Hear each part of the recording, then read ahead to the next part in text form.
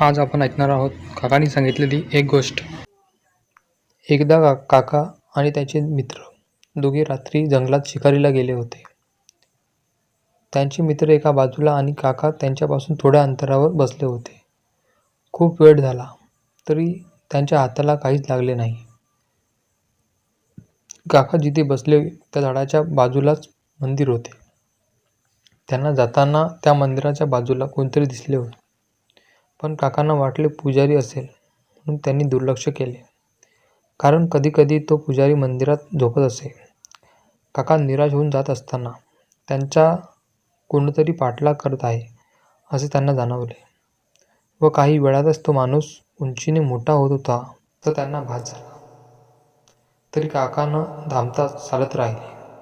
थोडे अंतर चालल्यावर तो माणूस अचानक थांबला आणि काकांना म्हणाला, "इथे इतक्या रात्री परत कधी फिरू नकोस," आणि गायब झाला. त्याने काकांना काही केले नाही, पण कदाचित काका जिथे बसलेले ती जागा त्याची असेल आणि कदाचित त्याची ठराविक वेळ ही असू शकते आणि काका तिथे त्याच्या त्या वेळेला त्याच्या जागेवर होते. त्याला ते आवडले नसेल आणि म्हणून त्याने काकांना घाबरवण्याचा प्रयत्नही केला, पण काका घाबरले नाही. ते चालतच राहिले. त्यांची हद्द पण काही हातापर्यंत होती व जसे काका त्यांच्या हद्दीच्या बाहेर गेले तशी त्याने काकांना समज दिली. असे काका म्हणले होते.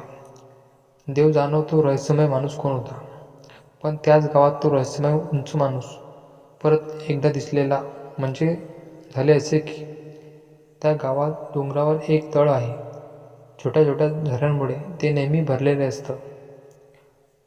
एकदा गावातील 3-4 मुलं तिथे संध्याकाळी आंघोळीला गेली होती.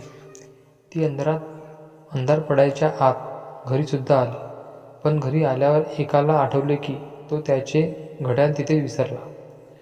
तोपर्यंत रात्री झाली होती. मग काय, सगळे जण त्यापैकी एक जवळ रिक्षा होती त्या रिक्षातून परत त्या जागी निघाले.